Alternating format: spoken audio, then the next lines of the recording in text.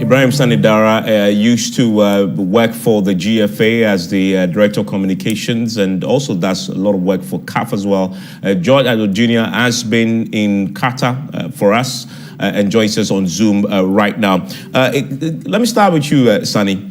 So the Black Stars have been a disaster waiting to happen.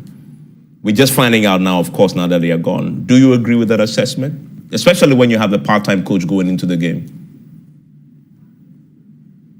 Please unmute for me. Yes, I can hear you now. Yes, I disagree with you completely that it was a disaster in waiting, or it is a disaster in waiting, or the squad is a disaster in waiting. I think that we've seen the future of Ghana football unfold in a way that a lot of people least expected, and that a squad that has been assembled just in 2 months' time wouldn't be expected to, fly out of the blocks the way you would expect a squad, for instance, against Uruguay that has been together for more than 14 years. It will be an unfair analogy to come to the conclusion that it's a disaster. I think that Coach Otto Addo has bequeathed Ghana a future squad possibly that can conquer the continent and also be well-titled challengers for the next 10 to 12 years. Because if you consider the fact that most of the players in the squad are in their early 20s, we can get the better part of 10 to 12 years from them. That is 3 World Cups from them. And if this experience they've had is anything to go by the next time they play at the World Cup, in between which they would have played 2 African Cup of Nations tournaments, and in between which a lot of the players would move to bigger teams where they would have bigger experiences, it will have a trickle-down effect on the Black Stars that would make us the future title contenders. So if you rely on the data that you've just been churning out, you'll be doing a grave injustice to the realities on the ground in football. If you rely on such raw data without the background, without the history, without the connections that would make a good team, it would be an injustice. Okay. George, you agree? Yes, I perfectly agree. Because I was watching closely when you were going through the data, and I thought I could try and explain a bit in terms of what you have got on the data. So it is clear that the 2010 World Cup and 2006 World Cup are our best World Cups. That's for fact. We are not able to interpret properly what happened in 2014 because of the many issues around it, and that the team were not in the right frame of mind. So it's easier for us to do the comparison with the World Cups that we have gone where we had no pressures on our mind. Let me just make a quick point here, that at the World Cups that we did very well, or the competitions that we went and did so well, there was a certain carefully plotted attempt and also great space for the players who went to the competition to know each other and to play for some time before they got there. That's why, in my view, I think that this World Cup came a bit too soon for the squad. Let me take you to 2006. In 2006, about 8 members, close to 9 members of the squad that went to Germany were members of Ghana's 2001 under-20 side. The likes of Derek Boateng, Sule Muntari, Razak Frimpong, Michael Essien, John Mensah, John Pencil, Emmanuel Papo were all members of that squad. Think about it.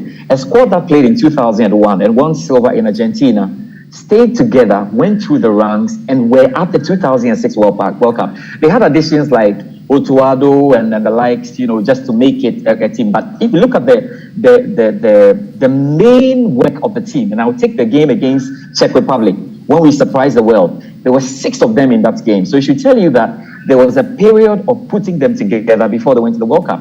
When you take the 2010 one, it's even more interesting, because those who participated in the 2006 World Cup, about 40% of them were in the World Cup in South Africa. Then we went for the 2009 under 20 World Cup winning team, used them to play in the CHAN tournament. Many forget that Milovan Rajevac was in charge of the CHAN, where we were second in, again, we lost the game against DR Congo after beating them the first game. And then that same crop, because of injuries in the AFCON 2010, were used in that competition. We went all the way to the final and lost to Egypt. That was the nucleus of the team that went to 2010. So experience in 2006, plus the young ones who had 2 tournament experiences, and then 1 or 2 who had come, like Kevin Prince-Boateng and co, to join the squad, went in 2010 and did what they did. Actually, on paper, 2014 was supposed to be the best squad ever because we had rolled over from 2006, 2010, and 2014, but they had issues, so we don't touch them. This particular squad we are talking about actually has come about after Ghana messed up in the Africa Cup of Nations. You look at the space between March and now, this is all they have got. The funny thing about this squad is, one, they didn't have enough time because a lot of cancellations came about. So even the time that we were going to use to play Africa Cup of Nations qualifiers were cancelled. All they had was 1 Africa Cup of Nations or 2 Africa Cup of Nations qualifiers against Madagascar and Central African Republic. They went to the Kirin Cup where they didn't have their key players. And then they played friendlies against Nicaragua, Brazil, and Switzerland. It is only at the Switzerland game where we could say that the team had the full complement to do something. And so going into the competition, it did not lie that Ghana was the lowest ranked team, number 1. It did not lie that Ghana had the most inexperienced team because we had only 2 members of the squad, the 26, who made it into, or who had played the World Cup before, in Jordan and Dede Ayew. So the stats were very, very clear that we were not supposed to be over-expectant. In any case, this squad did better than 2014 because they won a game against South Korea. And the last time Ghana won a game at the competition was far back in 2010 against Serbia. These are the facts. So if you look at the analysis, it is for me to tell you that this squad is at the beginning stage of the 2006 or the 2010 squad. And we must allow them to roll. So it's very, very easy for people to wake up and say, this was wrong, that was wrong, that was wrong, without looking at the analysis. Let me just add a little bit to the Coach Otuado, Chris Hughton bit, just before you go. Now, remember that Coach Otuado and the likes were actually appointed at a period where there was very little time to study a team and turn over. This is why the Coach Otuado option, for me, from the FA, did make a bit of sense. Because Coach Otuado played with the Black Stars in 2006. He was a scout for the Black Stars in the 2014 World Cup, 2010 World Cup, and had also served as an assistant coach. He has served as assistant coach for Milovan Rajevac before. Just hold on, I'll go. Like, he had also served as an assistant coach with Milovan Rajevac before he was given the job to do. So I would imagine that the plan was Otuado, because he knows the boys, leads the charge, and then when he's done, Chris Hughton takes over. I think that is actually the plan. And if that plan is working, based on what I've seen from the technical team, it is now so much easier for Chris Hughton, with the information that he has had, to take control if he's given the job. But John, let me ask you, did we know all along that Otuado only had 6 months to come and try this out and return? It was a clear fact. Okay. It was clear. You remember that when we qualified for the World Cup, President Akufo-Addo himself said, when he was talking about when he was happy talking about the excitement and all, he said that he would want to talk to Dortmund to keep you here for the World Cup. So he actually could have left after the qualifier, truly. Yeah, I mean, there had to be another negotiation to have him on. So Sonny, let me bring Sonny. So you're saying, Sonny, that you accept his words shortly after we lost, that me and my family, our future is in Germany. That is the job I feel comfortable with, that I want to return to. Shortly after we've lost, you accept those pronouncements he made when he was exiting? Well, we already knew that he was leaving after the World Cup. It's no news.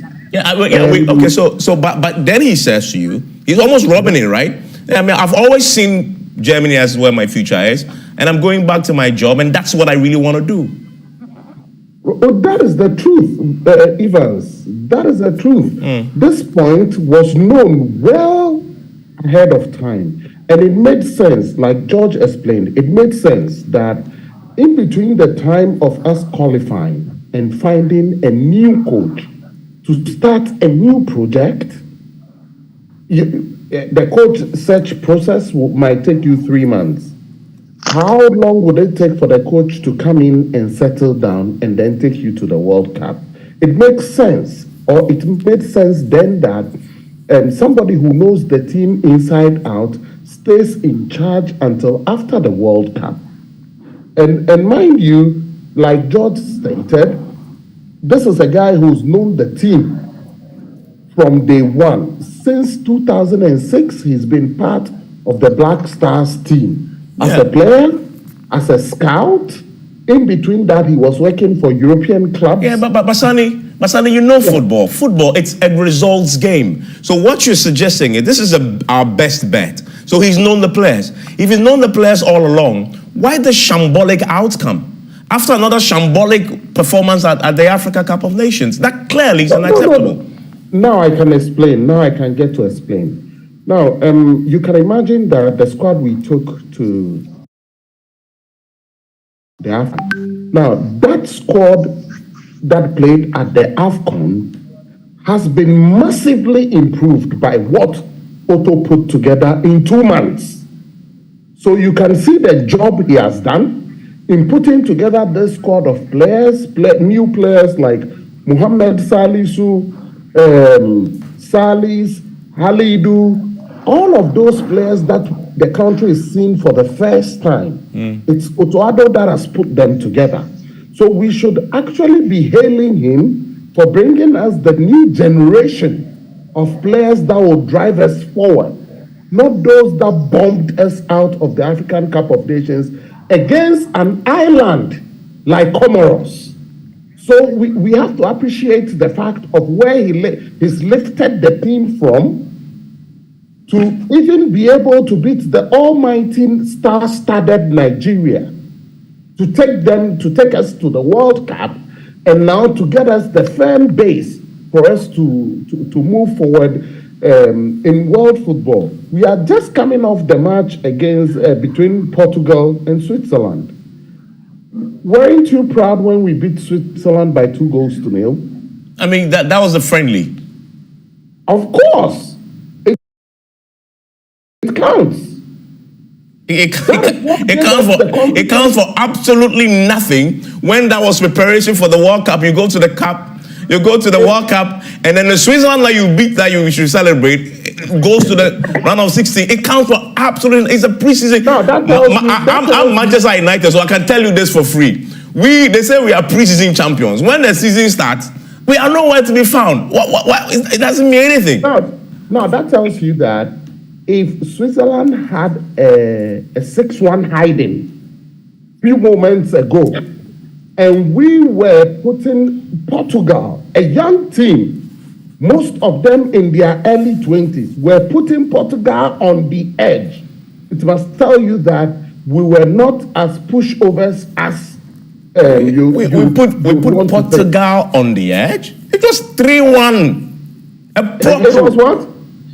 Wasn't it? It was 3-2. 3-2. Yeah, it was 3-2. Yeah, but that they were begging for the match to come to an end. No.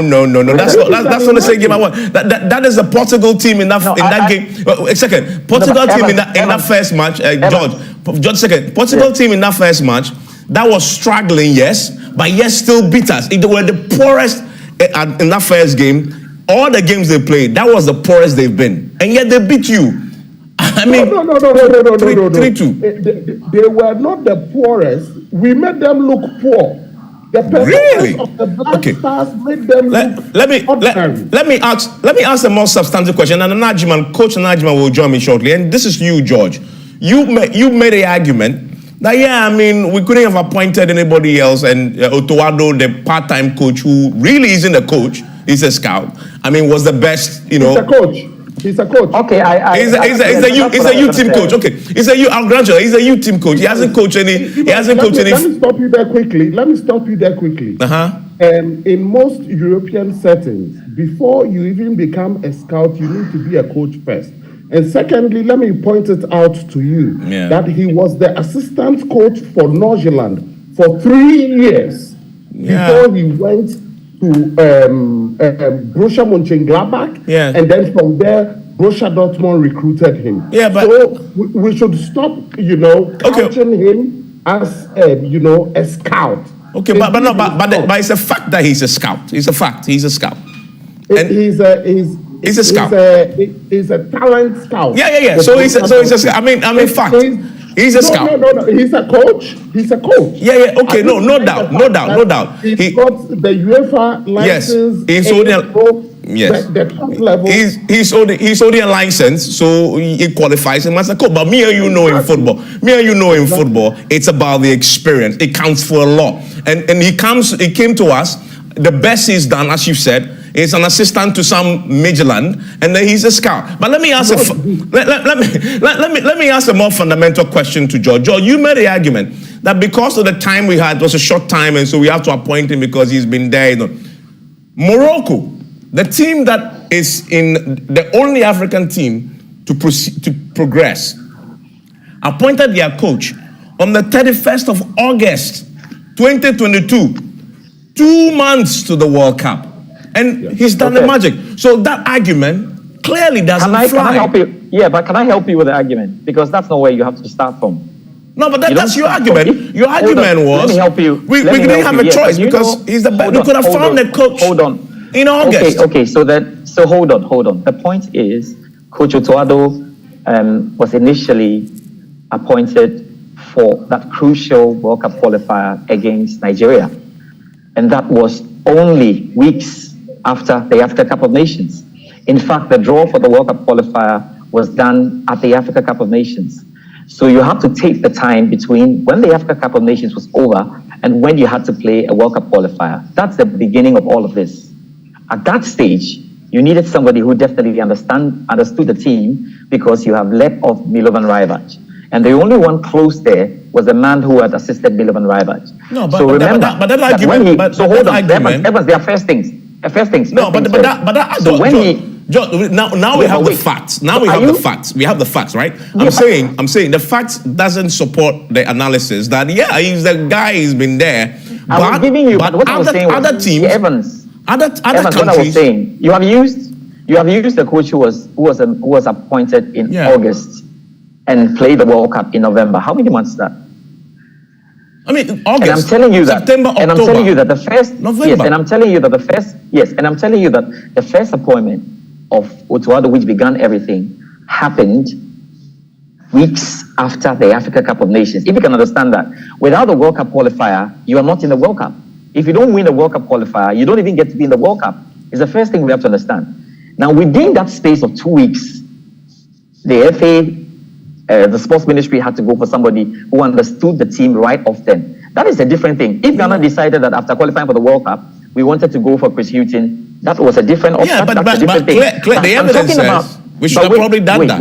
It's important, but it's important that you note that the appointment of Otoado started weeks after the Africa Cup of Nations because there was the World Cup qualifier against Nigeria. That is where it started from. Then when he qualified to the World Cup, they decided to keep him on and go. If you make it look like it was like the Raguri situation where he was brought in after the team had already qualified for the World Cup, they could have decided to take a decision to have gone there. But just be fair to the facts. At the time when Otto was appointed, my argument, had very little time for the pitch. No, my question is, after he qualified, after we played the Nigeria match, we had enough time. You are saying we had enough time to appoint to be a better side like Morocco. We had enough time to appoint a coach who didn't have a divided attention like he clearly did have and has expressed same after he exited. Right. Just stay with me for a second. Just a second, because I have Nanajiman who is joining me. I want to bring him into the conversation. Hello, Nanajiman, coach. Thank you for joining us on PM Express. Good evening to all of you. Good evening to all of you. Yeah, so coach, we started off by pointing out that Otoado and this Black Stars squad have been pretty shambolic at this World Cup, and that possibly it was a disaster waiting to happen, considering his own pronouncements after we exited, that his mind was always on, Dortmund, and Germany was a place that he believes his home is. And the reverse, as I argued, may be true. He didn't really see this job as a one that was permanent. Was that a disaster waiting to happen, considering the facts that we now know? Of course, we are wiser now, but we should have seen this coming, should we not? Well, we were wiser then, because basically we knew from the beginning that this was like a side job. It was something he was doing on the side, because his focus was always on his full-time job at Borussia Dortmund. I think prior to his appointment, I came on your show along with Sani, where we talked about who should be appointed. And I talked about Hervé Renard and the fact that we should really go for him. I remember. Despite the fact that he was talking about $120 US per month, I said we get away with giving him 100,000 per month, and it would. Oh, forgive me. We're having a challenge with the audio, Nana Agyeman, coach. Let's see if we can rectify. Sorry? Yes. Can you hear me? I can hear you now, yes. Yes. I'm saying that we were wiser before, because we all knew that this was a side job for Coach Otto Addo. This was something he was doing on the side.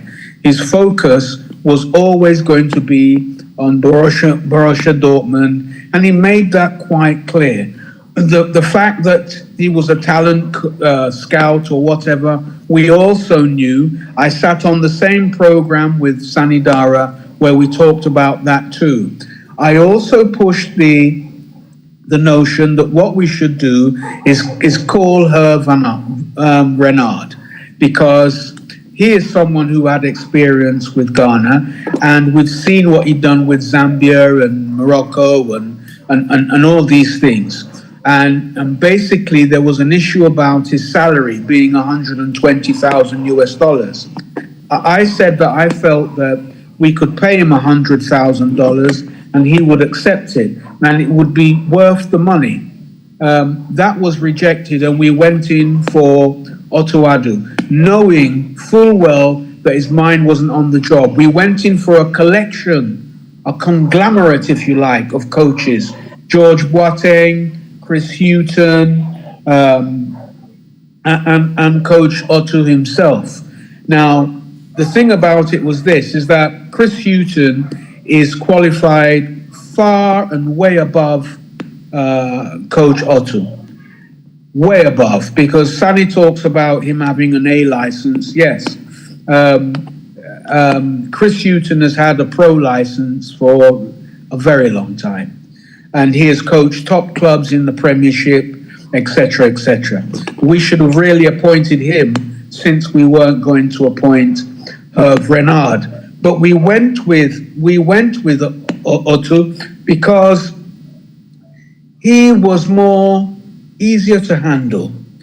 He was someone who couldn't put his foot down in the way that perhaps Hervé Renard would have done in terms of player selection, for example, and player selection in particular on the day of matches too.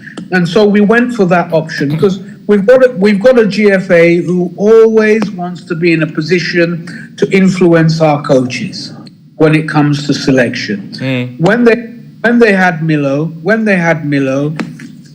and Milo came, it was a similar thing. And Milo has echoed these things about interference. CK has come and echoed the same thing about interference. We've had 4 coaches now within 3 years for our senior national team. And I came on your show and I said that no serious country, no serious football association will employ a coach on a part-time basis to manage a senior national team. The senior national team represents the jewel in our country's crown. That's what it actually represents.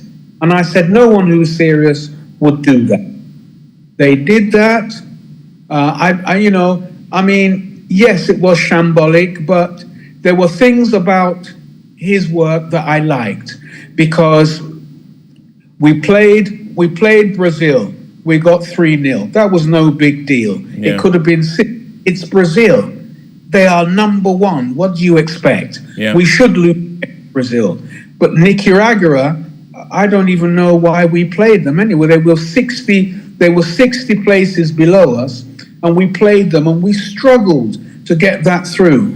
But then when we played Switzerland a few days before the World Cup, I felt that this man has got a handle on things, because I didn't expect us to beat Switzerland by 2-0. They were ranked 15th, and the performance was much better. Yeah. They looked like cohesion, a little bit more telepathy, and stuff like that. And I felt, well, I can see some change here. I can see some difference here.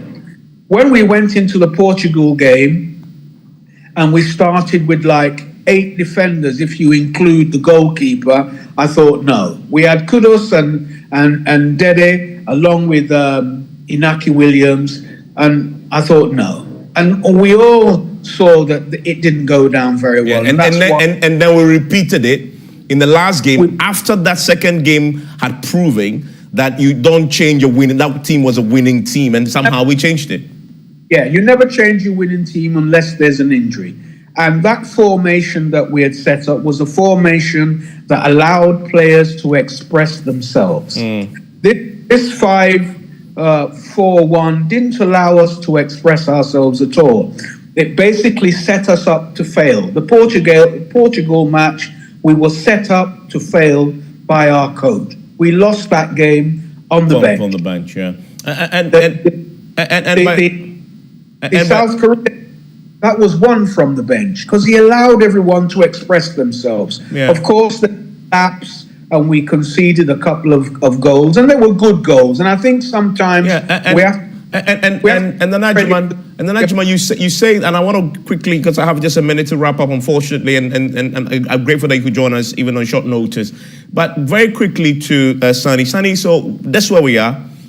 Where do we go from here? He's left. In his wake, we've seen the rubble. He's left. Do we get Chris Hughton, and simply change the entire team and get somebody else? What's your take on way forward, very briefly? Please unmute for me.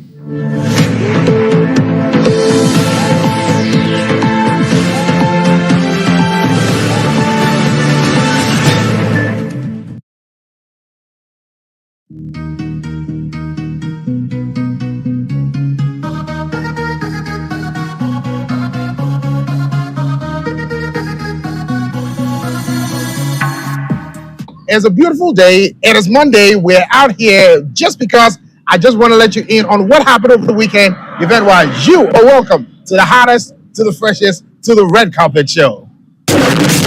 In Ghana, there's a name called Ibrahim Osman.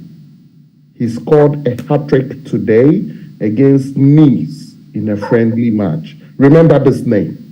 Okay. 3-4 years later, we'll come to him. He might be our solution. He will be the next Asamoah Gyan. I say this for certainty. Okay. Injury, let's just pray that he's injury-free, and this could be him, and Myanmar would be the future of the Black Stars, added to the likes of Kudus and others. Yeah. I mean, Nana Jiman, what's the way forward here, very briefly for me? I want to touch on what Sani said, because it's very important. Because in my analysis of the whole thing, the team that we have at the moment, we've done very little in nurturing their development. Yes. The Kamaldins, the Soas, the Majid Warriors, the blah blah, they've all come from academy that decided that they wouldn't participate in any Ghana Football Association competition. Right? And these are now the people we are calling their names. It's just the same as the Wafa Academy. We've had Harrison Affle, who's been there for a long time. Even Salisu has come from there.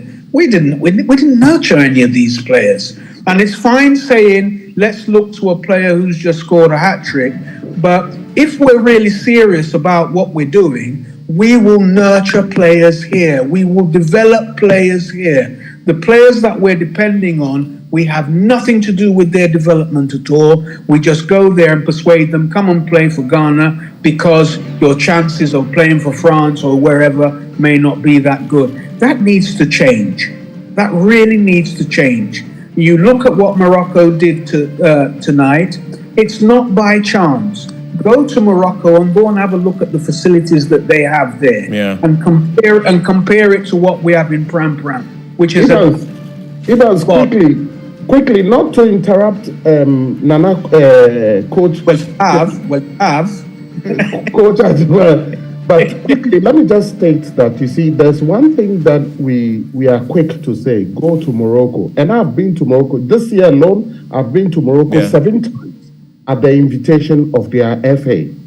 Now, one thing I can tell you is that the amount of money they are sinking into football development, the football center alone on the edges of Saleh cost them $100 million. Yeah, and there's something And we can they've afford. got such mini facilities across the country. Fuzi Lakja, the FA president, says they have got about 70 fully fledged stadiums in the country. He says it's not enough. Now that tells a story.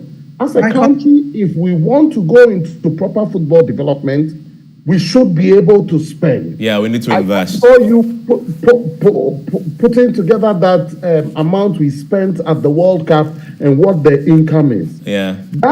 That expenditure It's a drop. is what X people. People think you are spending. I mean, that money. and But if you want to- unfortunately, because of time, we need to wrap up. But Najim, I'm grateful. Sani, thank you very much also. We definitely need to return to this when the World Cup is over. Then we can do a proper analysis of the African problem. We'll return to that because that's a bigger one.